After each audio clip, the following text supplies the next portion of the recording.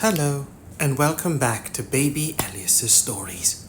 We now return to Men at Arms by Terry Pratchett. Part 15.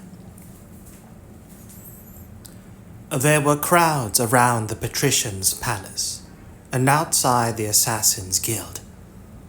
A lot of beggars were in evidence. They looked ugly. Looking ugly is a beggar's stock in trade in any case.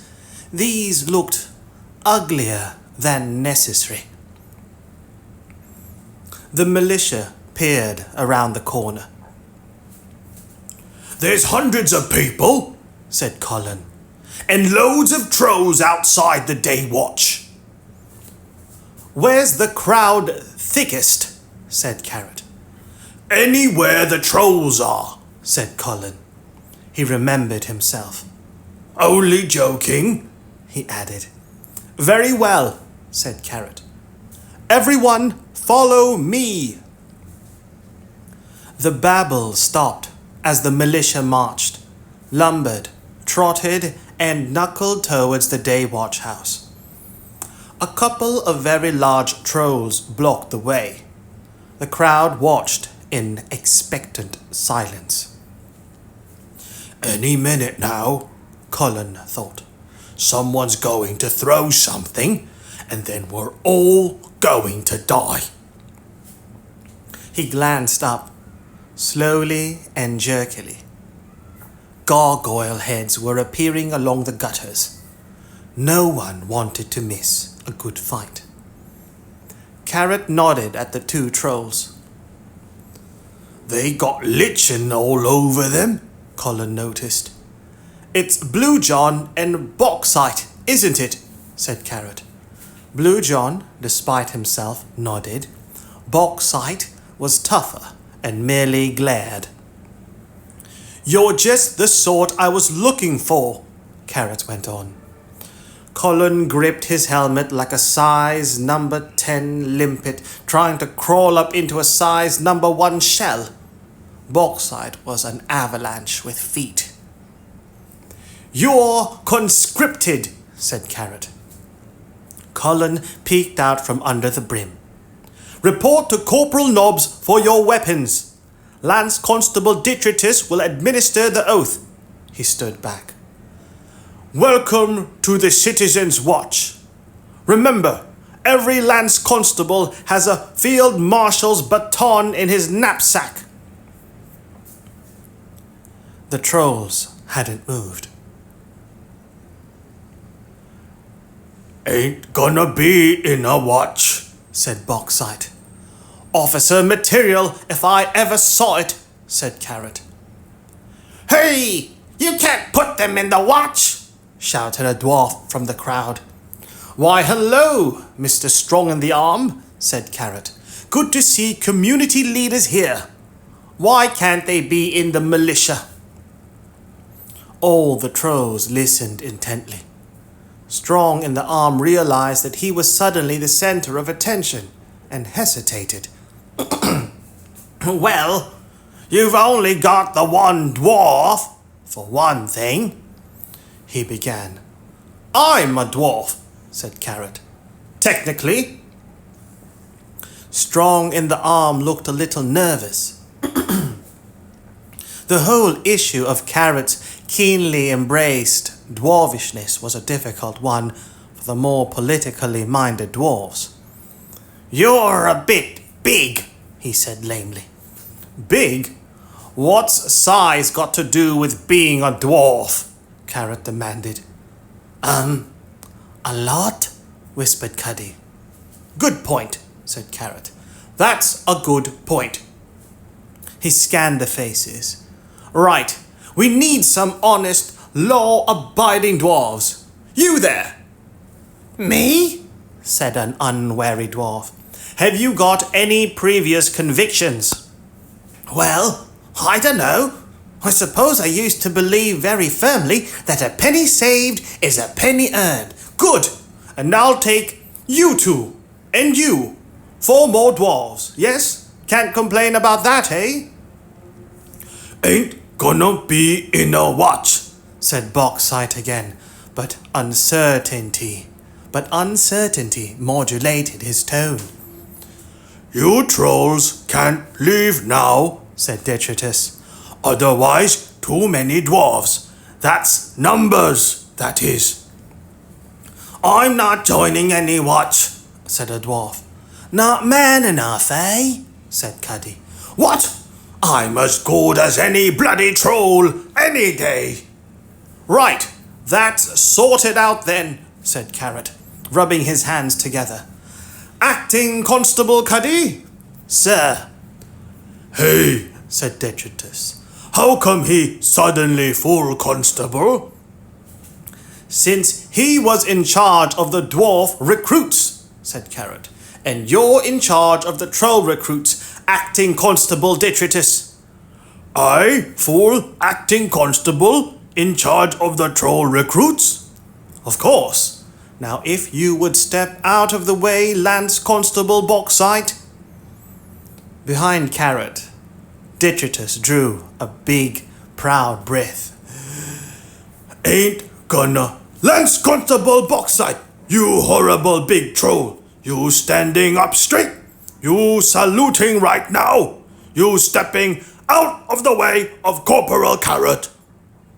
You two troll, you come here. 1, 2, 3, 4. You in the watch now. Arg! I cannot believe it. What my eye is seeing. Where you from, Bauxite? Slice Mountain? But Slice Mountain? Slice Mountain. Only. Detritus looked at his fingers for a moment and rammed them behind his back. Only 2 things come from Slice Mountain. Rocks and he struck out wildly. Other sorts of rocks. What kind, you Bauxite? What the hell's going on here? The watch house door had opened. Captain Quirk emerged, sword in hand. You two horrible troll! You raise your right hand now, you repeat troll oath. Ah, Captain, said Carrot. Can we have a word? You're in real trouble, Corporal Carrot, snarled Quirk. Who do you think you are? I will do what I told. Don't wanna be in a wham. I will do what I told. Just the man on the spot, Captain, said Carrot cheerfully. Well, man on the spot, I'm the senior officer here, and you can damn well... Interesting point, said Carrot. He produced his black book. I'm relieving you of your command. Otherwise, I get my Guhulug head kicked in. Otherwise, I get my Guhulug head kicked in. What? Are you mad? No, sir, but I'm choosing to believe that you are. There are regulations laid down for this eventuality. Where is your authority? Quirk stared at the crowd. Ha! I suppose you'll say this armed mob is your authority, eh? Carrot looked shocked. No. The laws and ordinances of Ankh-Morpork, sir. It's all down here. Can you tell me what evidence you have against the prisoner Coalface? That damn troll! It's a troll! Yes? Quirk looked around. Look, I don't have to tell you, with everyone here. As a matter of fact, according to the rules, you do. That's why it's called evidence. It means that which is seen. Listen, hissed Quirk, leaning towards Carrot. He's a troll. He's as guilty as hell of something. They all are. Carrot smiled brightly. Colin had come to know that smile. Carrot's face seemed to go waxy and glisten when he smiled like that. And so you locked him up? Right! Oh, I see. I understand now. Carrot turned away. I don't know what you think you're, Quirk began. People hardly saw Carrot move. There was just a blur, a sound like a stake being thumped on a slab, and the captain was flat on the cobbles. A couple of members of the day watch appeared cautiously in the doorway. Everyone became aware of a rattling noise. Nobby was spinning the Morning Star round and round on the end of its chain, except that because the spiky ball was a very heavy spiky ball, and because the difference between Nobby and a dwarf was species rather than height, it was more a case of both of them orbiting around each other. If he let go, it was an even chance that the target would be hit by a spiky ball or an exploded Corporal Nobbs. Neither prospect pleased. Tut it down, Nobby, hissed Colin. I don't think they're going to make trouble. I can't let go, Fred. Carrot sucked his knuckles. Do you think that comes under the heading of minimum necessary force, Sergeant? He asked. He appeared to be genuinely worried. He appeared to be genuinely worried. Fred! Fred! What'll I do? Nobby was a terrified blur. When you are swinging a spiky ball on a chain, the only realistic option is to keep moving. Standing still is an interesting but brief demonstration of a spiral in action. Is he still breathing? Said Colin. Oh, yes. I pulled the punch. Sounds minimum enough to me, sir, said Colin loyally. Fred! Carrot reached out absent-mindedly as the Morning Star rocketed past and caught it by the chain. Then he threw it against the wall where it stuck. You men in there, in the watch house, he said. Come out now. 5 men emerged, edging cautiously around the prone captain. Good. Now go and get Coalface. He's in a bit of a bad temper, Corporal Carrot. On account of being chained to the floor, volunteered another guard. Well now, said Carrot. The thing is, he's going to be unchained right now. The men shuffled their feet nervously, possibly remembering an old proverb that fitted the occasional very well. The men shuffled their feet nervously, possibly remembering an old proverb that fitted the occasion very well. Carrot nodded. I won't ask you to do it, but I might suggest you take some time off, he said.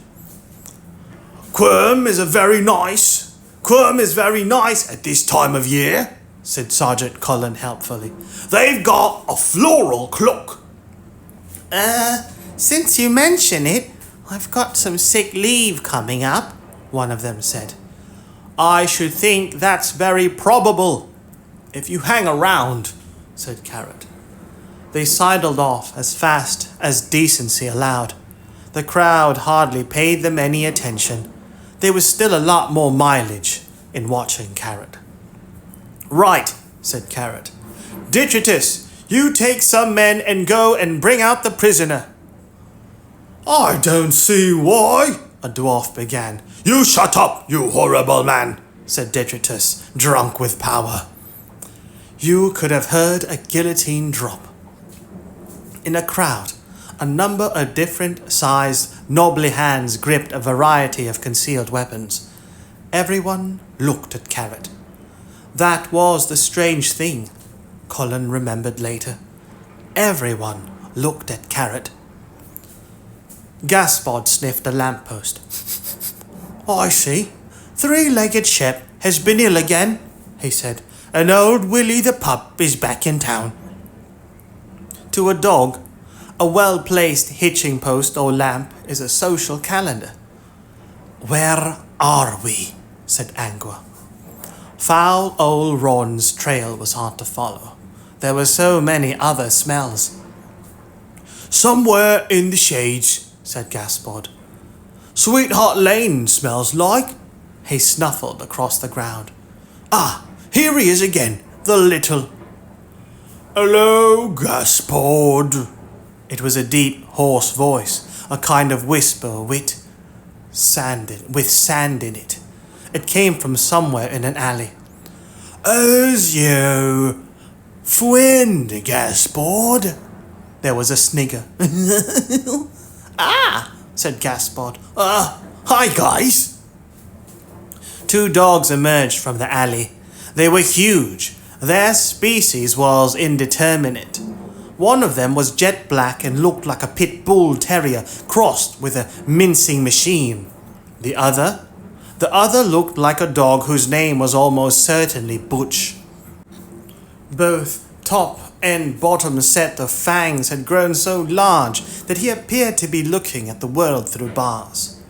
He was also bow-legged, although it would probably be a tad, if not terminal move for anyone to comment on. Gaspard's tail vibrated nervously. These are my friends, Black Roger and... Butch, suggested Angua. How did you know that?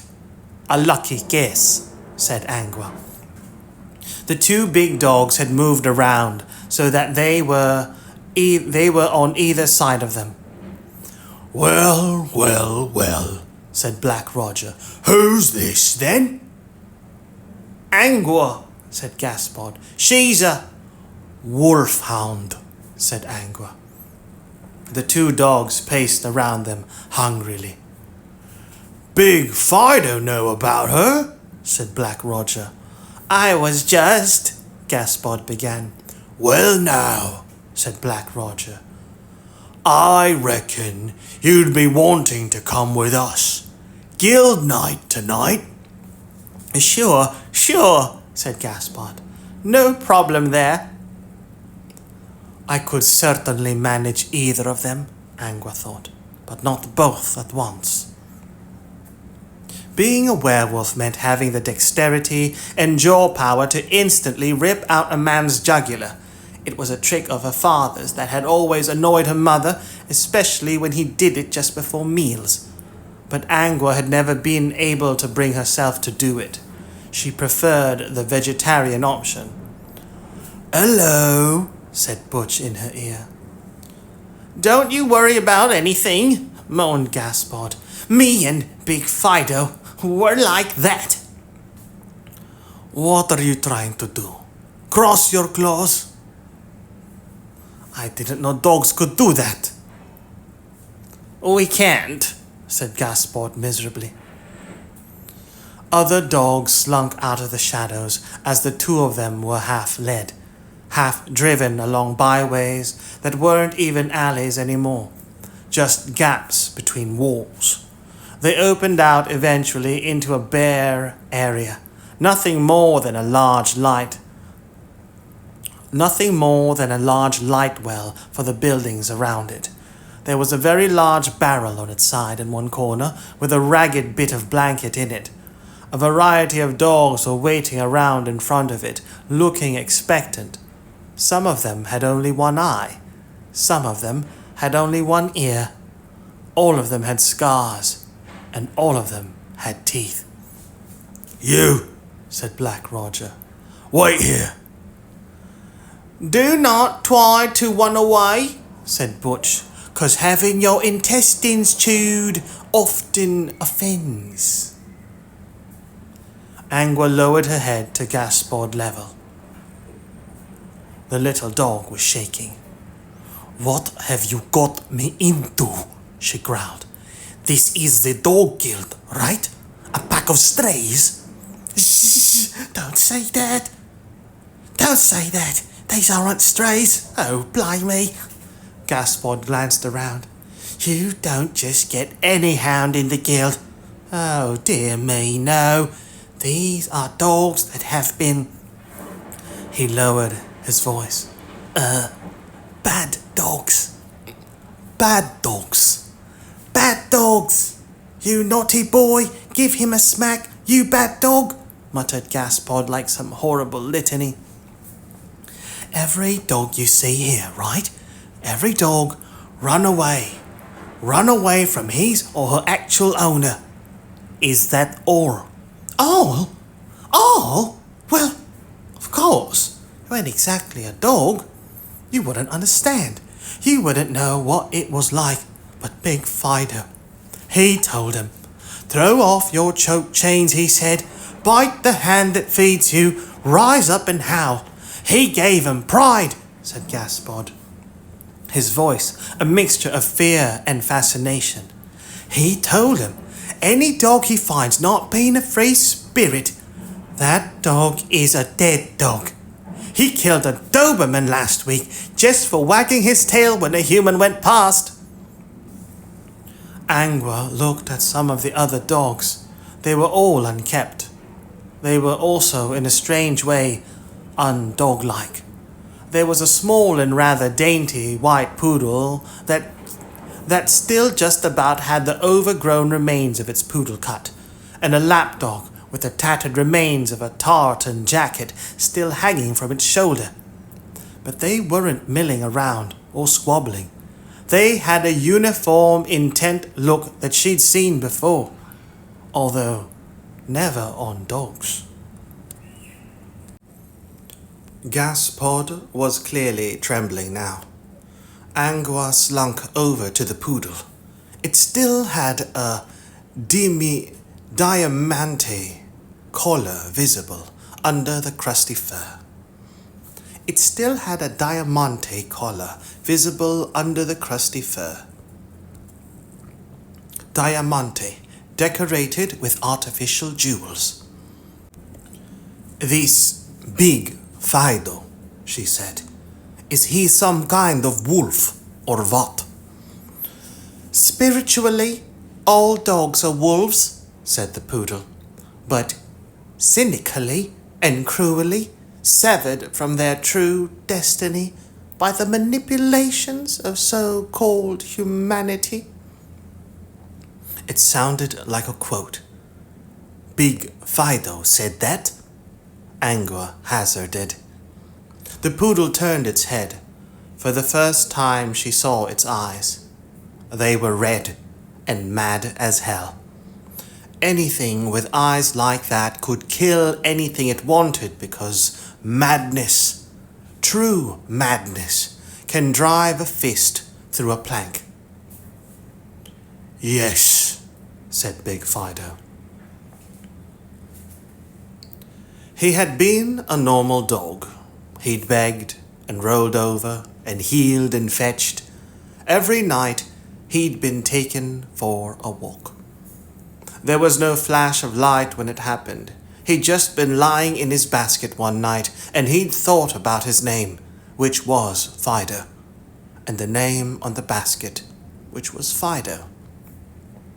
And he thought about his blanket with Fido on it, and his bowl with Fido on it, and above all he brooded on the collar with Fido on it. And something, somewhere deep in his brain, had gone click, and he'd eaten his blanket, savaged his owner, and dived out through the kitchen window. In the street outside, a Labrador 4 times the size of Fido had sniggered at the collar, and 30 seconds later had fled, whimpering. That had just been the start. The dog hierarchy was a simple matter. Fido had simply asked around, generally in a muffled voice, because he had someone's leg in his jaws until he located the leader of the largest gang of feral dogs in the city. People, that is, dogs, still talked about the fight between Fido and barking Mad Arthur, a Rottweiler with one eye and a very bad temper. But most animals don't fight to the death, only to the defeat. And Fido was impossible to defeat. He was simply a very small, fast-killing streak with a collar. He'd hung on to bits of barking Mad Arthur until barking Mad Arthur had given in, and then to his amazement, Fido had killed him. There was something inexplicably determined about the dog. You could have sand-blasted him for 5 minutes, and what was left still wouldn't have given up, and you'd better not turn your back on it. Because Big Fido had a dream. "Is there a problem?" said Carrot. That troll insulted that dwarf," said Strong in the Arm the dwarf. "I heard Acting Constable Detritus gave an order to Lance-constable Pyjama," said Carrot. "What about it?" "He's a troll." "Well?" "He insulted a dwarf." "Actually, it's a technical military term," said Sergeant Cullen. "That damn troll just happened to save my life today," shouted Cuddy. "What for?" "What for? What for? 'Cause it's my life, that's what for. I happen to be very attached to it." "I didn't mean..." "You just shut up, Abba Strong in the Arm. What do you know about anything, you civilian? Why are you so stupid? Ugh, I'm too short for this shit." A shadow loomed in the doorway. Coalface was a basically horizontal shape, a dark mass of fractured lines and sheer surfaces. His eyes gleamed red and suspicious. "Now you're letting it go," moaned the dwarf. "This is because we have no reason to keep him locked up," said Carrot. "Whoever killed Mr. Hammerhawk was small enough to get through a dwarf's doorway. A troll his size couldn't manage that." "But everyone knows he's a bad troll," shouted Strong in the Arm. "I never done nothing," said Coalface. "You can't turn him loose now, sir," hissed Cullen. "They'll set on him." "I never done nothing." "Good point, Sergeant. Acting Constable Detritus." "Sir." "Volunteer him." "I never done nothing." "You can't do that," shouted the dwarf. "Ain't gonna be in no watch," growled Coalface. Carrot leaned towards him. "There's 100 dwarves over there, with great big axes," he whispered. Coalface blinked. "I'll join." "Swear him in, Acting Constable." "Permission to enroll another dwarf, sir, to maintain parity?" "Go ahead, Acting Constable Cuddy." Carrot removed his helmet and wiped his forehead. "I think that's about it then," he said. The crowd stared at him. He smiled brightly. "No one has to stay here unless they want to," he said.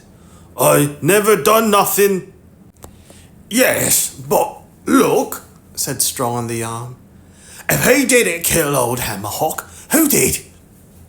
"I never done nothing." "Our inquiries are proceeding." "You don't know?" "But I'm finding out." "Oh, yes." "And when, pray, will you know?" "Tomorrow." The dwarf hesitated. "All right then," he said, with extreme reluctance. "Tomorrow. "But it had better be tomorrow." "All right," said Carrot. The crowd dispersed, or at least spread out a bit. Trolls, dwarves, and humans alike. An Ankh-Morpork citizen is never keen on moving on if there's some street theatre left. Acting Constable Detritus, his chest so swollen with pride and pomposity that his knuckles barely touched the ground, reviewed his troops. "You listen up, you horrible trolls." He paused, while the next thoughts shuffled into position. "You listen up good right now. You in the watch, boy. It a job with opportunity," said Detritus. "I only been doing it 10 minutes, and already I get promoted. Also got education and training for a good job in civilian street. This your club with a nail in it. You will eat it. You will sleep on it. When Detritus say jump, you say, what color? We're going to do this by the numbers. And I got lots of numbers. I never done nothing. You coldface, you smarten up. You got a field marshal's button on your knapsack. Never took nothing neither. You get down now and give me 32. No, make it 64. Sergeant Colin pinched the bridge of his nose. We're alive, he thought. A troll insulted a dwarf in front of a lot of other dwarves. Coalface, I mean. Detritus is Mr. Clean by comparison. He's free, and now he's a god. Carrot laid out mayonnaise. Carrot said we'll sort it all out by tomorrow, and it's dark already, but we're alive. Corporal Carrot is a crazy man. Hark at them dogs. Everyone's on edge in this heat.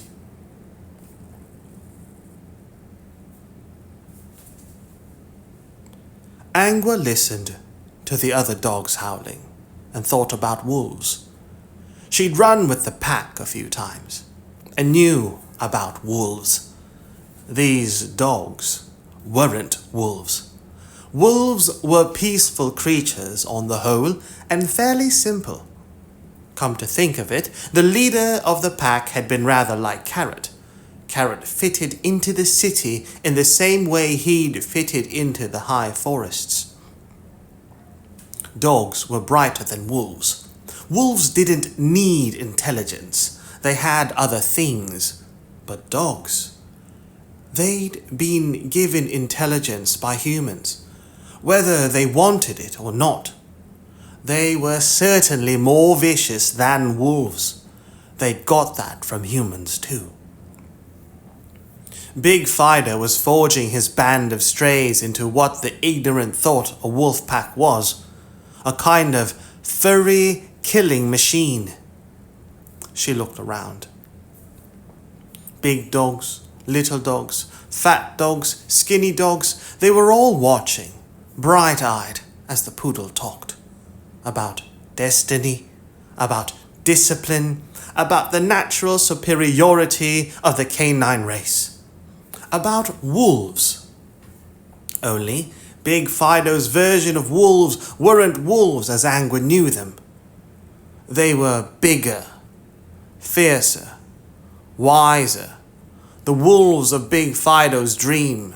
They were kings of the forest, terrors of the night. They had names like Quick Fang and Silverback. They were what every dog should aspire to. Big Fido had approved of Angua. She looked very much like a wolf, he said. They all listened, totally entranced, to a small dog who farted nervously while he talked and told them that the natural shape for a dog was a whole lot bigger. Angua would have laughed were it not for the fact that she doubted very much if she'd get out of there alive. And then she watched what happened to a small rat-like mongrel, which was dragged into the center of the circle by a couple of terriers and accused of fetching a stick. Not even wolves did that to other wolves. There was no code of wolf behavior. There didn't need to be. Wolves didn't need rules about being wolves. When the execution was over, she found Gaspard sitting in a corner and trying to be unobtrusive. "Will they chase us if we sneak off now?" she said. "Don't think so. Meeting's over, see? Come on then." They sauntered into an alley and, when they were sure they hadn't been noticed, ran like hell. "Good grief," said Angua, when they had put several streets between them and the crowd of dogs. "He's mad, isn't he?" "No, mad's when you froth at the mouth," said Gaspard. "He's insane.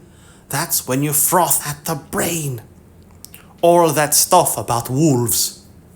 "I suppose a dog's got a right to dream," said Gaspard. But wolves aren't like that. They don't even have names. Everyone's got a name. Wolves haven't. Why should they? They know who they are, and they know who the rest of the pack are. It's all an image. Smell and feel and shape.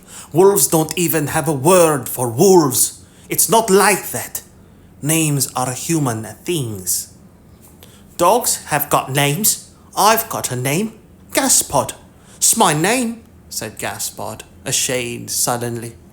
Well, I can't explain why, said Angua, but wolves don't have names. The moon was high now, in a sky as black as a cup of coffee that wasn't very black at all. Its light turned the city into a network of silver lines and shadows. Once upon a time, the Tower of Art had been the center of the city, but cities tend to migrate gently with time, and Ankh-Morpork's center was now several hundred yards away. The tower still dominated the city, though. Its black shape reared against the evening sky, contriving to look blacker than mere shadows would suggest. Hardly anyone ever looked at the Tower of Art, because it was always there. It was just a thing. People hardly ever look at familiar things. There was a very faint clink of metal on stone.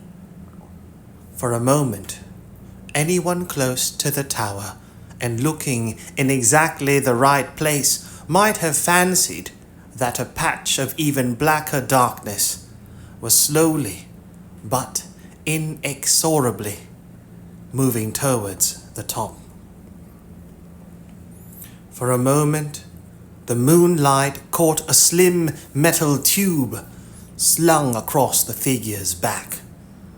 Then it swung into shadow again as it climbed onwards. The window was resolutely shut. But she always leaves it open, Angua whined. Must have it shut tonight, said Gaspod. There's a lot of strange people about. But she knows about strange people, said Angua. Most of them live in her house. You'll just have to change back to human and smash the window. I can't do that. I'll be naked. Well, you're naked now, ain't you? But I'm a wolf. That's different. I've never worn anything in my whole life. It's never bothered me. The watch house, muttered Angua. There'll be something at the watch house. Spare chainmail, at least. A sheet or something. And the door doesn't shut properly. Come on. She trotted off along the street, with Gaspod whimpering along behind her. Someone was singing. Blimey, said Gaspod. Look at that. 4 watchmen slogged past. 2 dwarves, 2 trolls. Angua recognized Detritus. Hut, hut, hut! You, without doubt, the horriblest recruits I ever see. Pick up them feet. I never done nothing. Now you doing something for the first time in your horrible life, Lance-constable Coalface. It a man life in the watch. The squad rounded the corner. What's been going on? Said Angua. Search me. I might know more if one of them stops for a whittle. There was a small crowd around the watch house in Pseudopolis Yard. They seemed to be watchmen too. Sergeant Colin was standing under a flickering lamp, scribbling on his clipboard and talking to a small man with a large moustache. And your name, mister? Silas Cumberbatch, Cumberbatch, didn't you used to be town crier? That's right. Right, give him his shilling. Acting Constable Cuddy, 1 for your squad. Who's acting Constable Cuddy? Said Cumberbatch. Down here, mister. The man looked down. But you're a dwarf. I never. Stand to attention when you're talking to a superior officer. Cuddy bellowed. Ain't no dwarves or trolls or humans in the watch, see? Said Colin. Just watchmen, see? That's what Corporal Carrot says. Of course, if you'd like to be in Acting Constable Detritus' squad. I like dwarves, said Cumberbatch hurriedly. Always have. Not that there are any in the watch, mind, he added, after barely a second's thought. You learn quick. You'll go a long way in this man's army, said Cuddy. You could have a field marshal's bottom in your napkin any day now. Ah, boat! Hut, hut, hut! 5th volunteer so far, said Colin to Corporal Nobbs, as Cuddy and his new recruit pounded off into the darkness. Even the dean at the university tried to join. Amazing. Angua looked at Gaspard, who shrugged. Detritus is certainly clubbing them into line, said Colin. After 10 minutes, they're putty in his hands. Mind you, he added, after 10 minutes, anything's putty in them hands. Reminds me of the drill sergeant we had when I was first in the army. Tough, was he? Said Nobby, lighting a cigarette. Tough? Tough? Blimey! 13 weeks of pure misery that was. 10-mile run every morning, up to our necks in muck half the time, and him yelling a blue streak and cussing us every living moment. One time he made me stay up all night cleaning the lorries with a toothbrush. He'd hit us with a spiky stick to get us out of bed. We had to jump through hoops for that man. We hated his damn guts. We'd have stuck one on him if any of us had the nerve, but, of course, none of us did. He put us through 3 months of living death. But, you know, after the passing out parade, us looking at ourselves all in our new uniforms and all real soldiers at last, seeing what we'd become. Well, we saw him in the bar and, well, I don't mind telling you. The dogs watched Colin wipe away the suspicion of a tear. Me and Tonka Jackson and Hoggy Spuds waited for him in the alley and beat 7 kinds of hell out of him. It took 3 days for my knuckles to heal. Colin blew his nose. Happy days. Fancy a boiled sweet, Nobby? Don't mind if I do, Fred. Give one to the little dog, said Gaspard. Colin did, and then wondered why. See, said Gaspard, crunching it up in his dreadful teeth. I'm brilliant, brilliant.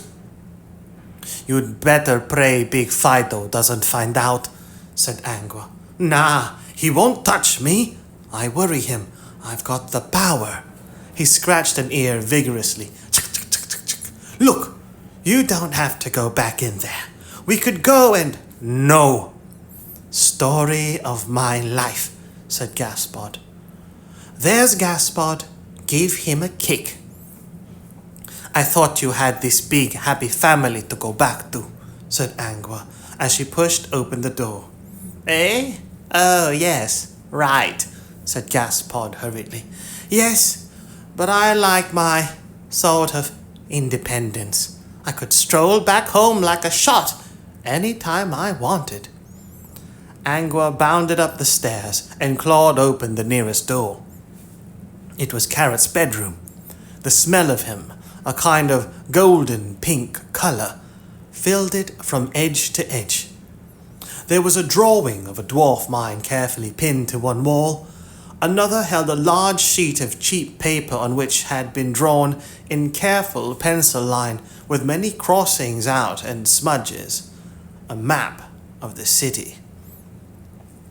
In front of the window, where a conscientious person would put it to take as much advantage as possible of the available light so as not to have to waste too many of the city's candles, was a small table. There was some paper on it and a jar of pencils. There was an old chair too. A piece of paper had been folded up and wedged under a wobbly leg. And that, apart from a clothes chest, was it. It reminded her of Vimes's room. This was a place where someone came to sleep, not to live. Angua wondered if there was ever a time when anyone in the watch was ever really off duty. She couldn't imagine Sergeant Colin in civilian clothes.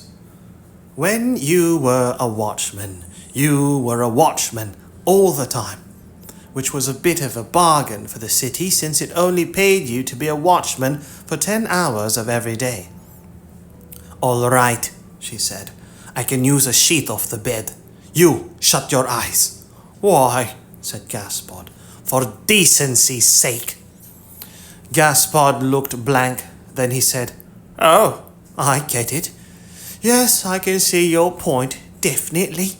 Dear me, you can't have me looking at a naked woman. Oh no, oogling, getting ideas. Dearie, dearie me. You know what I mean." "Can't say I do, can't say I do. Clothing has never been what you might call a thingy of dog what's name." Gaspard scratched his ear. "Two metasyntactic variables there. Sorry."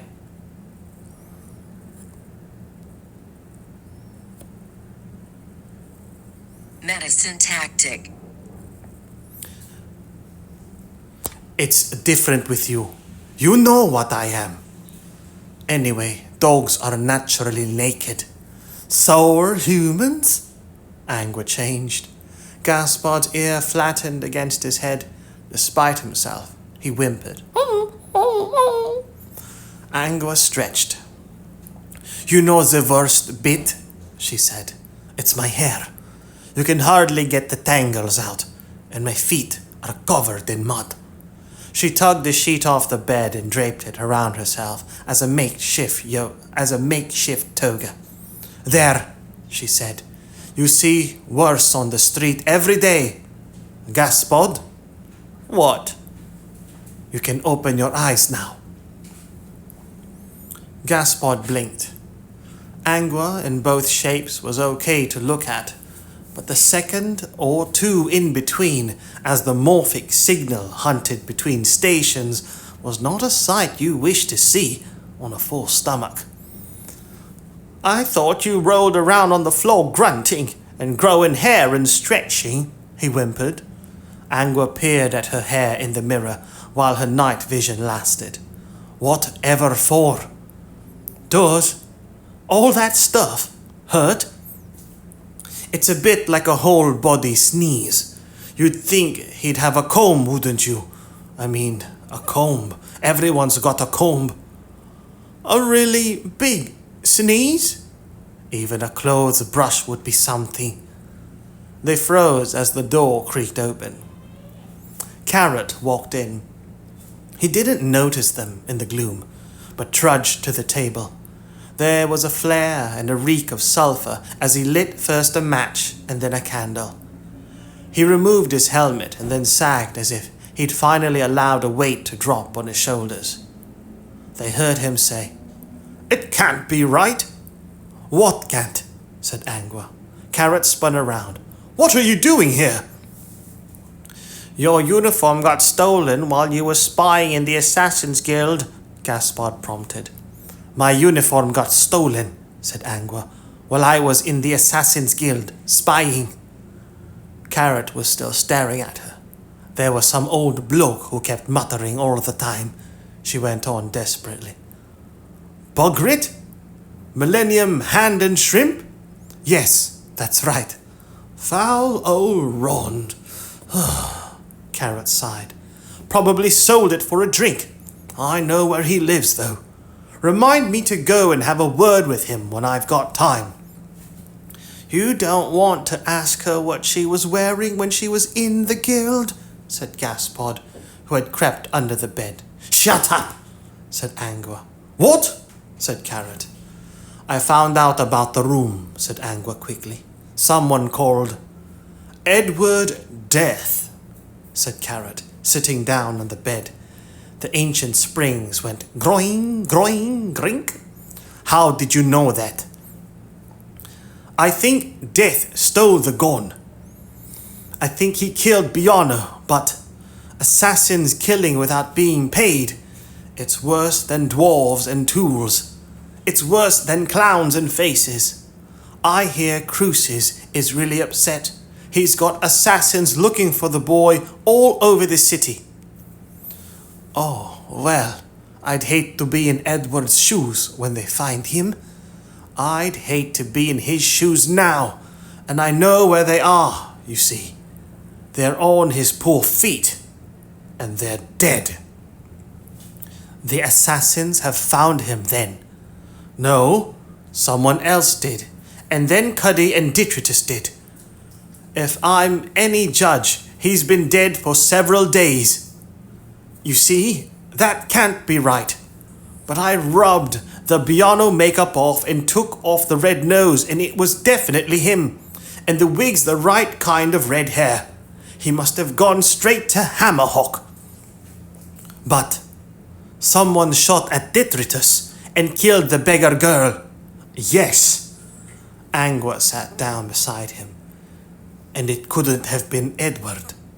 Ha! Carrot undid his breastplate and pulled off his mail shirt. So we're looking for someone else, a third man. But there's no clues. There's just some man with a gun, somewhere in the city, anywhere. And I'm bread. The springs went glink again as Carrot stood up and staggered over to the chair and table. He sat down, pulled a piece of paper towards him, inspected a pencil, sharpened it on his sword, and, after a moment's thought, began to write. Angua watched him in silence. Carrot had a short-sleeved leather vest under his mail. There was a birthmark at the top of his left arm. It was crown-shaped. Are you writing it all down like Captain Vimes did? She said after a while. No. What are you doing then? I'm writing to my mum and dad. Really? I always write to my mum and dad. I promise them. Anyway, it helps me think. I always write letters home when I'm thinking. My dad sends me lots of good advice too. There was a wooden box in front of Carrot. Letters were stacked in it. Carrot's father had been in the habit of replying to Carrot on the back of Carrot's own letters because paper was hard to come by at the bottom of a dwarf mine. What kind of good advice? About mining, usually. Moving rocks, propping and shoring. You can't get things wrong in a mine. You have to do things right. His pencil scratched on the paper. The door was still ajar, but there was a tentative tap on it which said, in a kind of metaphorical Morse code, that the tapper could see very well that Carrot was in his room with a scantily clad woman and was trying to knock without actually being heard. Sergeant Colin coughed. The cough had a leer in it. Yes, Sergeant, said Carrot without looking around. What do you want me to do next, sir? Send them out in squads, Sergeant. At least one human, one dwarf, and one troll in each. Yes, sir. What'll they be doing, sir? They'll be being visible, Sergeant. Right, sir. Sir, one of the volunteers just now. It's Mr. Blakely, sir, from Elm Street. He's a vampire. Well, technically, he works up at the slaughterhouse, so it's not really. Thank him very much and send him home, Sergeant. Colin glanced at Angua. Yes, sir. Right, he said reluctantly. But he's not a problem. It's just that he needs these extra homoglobulins. It's just that he needs these extra homogoblins in his bio. No! Right, fine. I'll take him to go away then. Colin shut the door. The hinge leered. They call you sir, said Angua. Did you notice that? I know. It's not right. People ought to think for themselves, Captain Vimes says. The problem is people only think for themselves if you tell them to. How do you spell eventuality? I don't. Okay. Carrot still didn't look around. We'll hold the city together through the rest of the night, I think. Everyone's seen sense. No, they haven't, said Angua in the privacy of her own head. They've seen you. It's like hypnotism. People live your vision. You dream just like Big Fido. Only he dreamed the nightmare, and you dream for everyone. You really think everyone is basically nice, just for a moment while they are near you. Everyone else believes it too. From somewhere outside came the sound of marching knuckles. Detritus's troop was making another circuit. Oh well, he's got to know sooner or later. Carrot? You know, when Cuddy and the troll and me bind the watch. Well, you know why it was us three, don't you? Of course, minority group representation. 1 troll, 1 dwarf, 1 woman. Ah, Angua hesitated. It was still moonlight outside. She could tell him, run downstairs, change, and be well outside the city by dawn. She'd have to do it. She was an expert at running away from cities. It wasn't exactly like that, she said. You see, there's a lot of undead in the city, and the patrician insisted that. Give her a kiss, said Gaspard from under the bed. Angua froze. Carrot's face took on the usual vaguely puzzled look of someone whose ears have just heard what their brain is programmed to believe doesn't exist. He began to blush. Gaspard, snapped Angua, dropping into K9. I know what I'm doing. A man, a woman, it is fate, said Gaspard. Angua stood up. Carrot shot up too, so fast that his chair fell over. I must be going, she said. Don't go. Now you just reach out, said Gaspard. It'd never work, Angua told herself. It never does. Werewolves have to hang around with other werewolves. They're the only ones who understand.